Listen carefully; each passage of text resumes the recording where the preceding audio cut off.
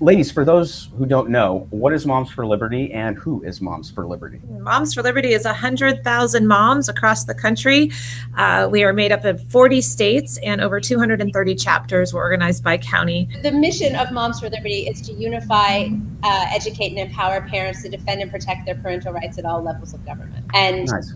That's what we have. We now have 230 chapters in 40 states with over 100,000 active members working on the ground every day to ensure that elected officials and others are respecting the role of the parent in the child's life. And we know that every parent has the fundamental right to direct the upbringing of their children. That's their education, their medical care, their moral upbringing.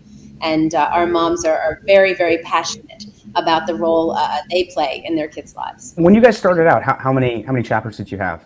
We started with 2 chapters here in Florida. We like to tell the story of how Tiffany and I, we started in our own counties. I live in Brevard. She lives in Indian River. It's just south of here.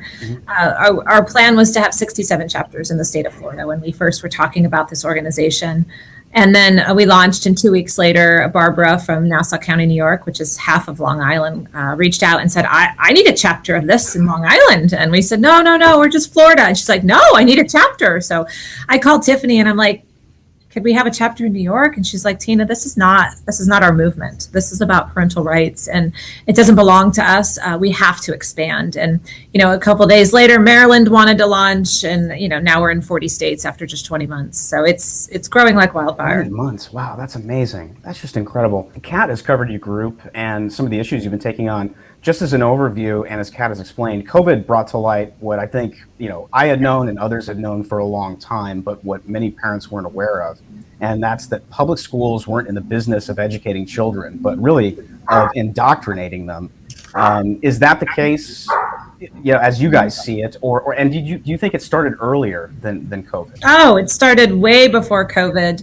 Tiffany and I served on school boards from 2016 to 2020, and we saw plenty of it in our 4 years. But it was long before that. There was lots built into Common Core that hit the ground a few years before that. It's been going on for decades. Conservatives in general have been ignoring public education. We threw up our hands, a few decades ago, saying we were just going to fight for school choice. Like that was the only way to fix public education.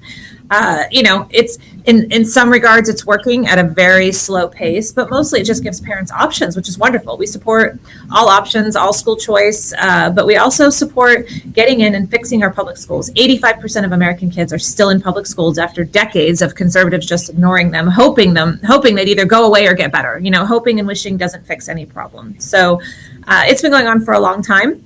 It's just now been opened up to the public because of COVID. Lessons were streamed into dining rooms and living rooms, and families were shocked what they saw.